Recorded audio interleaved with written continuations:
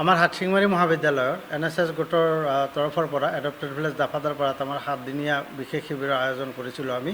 আজি 6ষ্ঠ দিন আছিলে আৰু 6ষ্ঠ দিনত আমাৰ বিশেষকৈ বাল্য বিবাহ বন্ধকৰণ, বেটী বচাও বেটী পঢ়াৰ ওপৰত আমাৰ সজাগতাৰ এটা বাৰ্তানাট আছিলে আৰু আমি সেয়া উপস্থাপন কৰিছিলোঁ আমাৰ এডপ্টেড ভিলেজ দাফাদাৰ পাৰাত।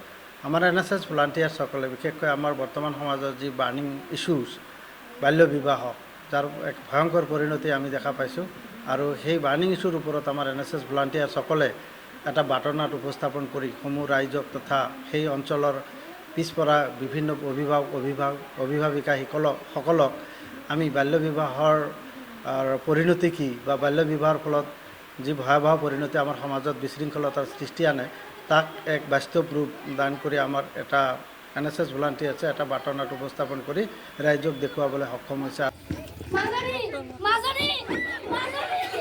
আপোনালোকে এনেকুৱা ভুল কিয় কৰিছে? আপোনালোকে 18 বছৰ হোৱা নাই, আপোনালোকে কিয় বিয়া দিছে? আমালোকে ভবা নাই বাৰু ইমান, আমালোকে দুখীয়া মানুহ, ইমান ডাঙৰ ঘৰ দেখিছো, জুৱাৰী নহয় সম্পত্তি কিছু বিল্ডিং চিল্ডিং আছে।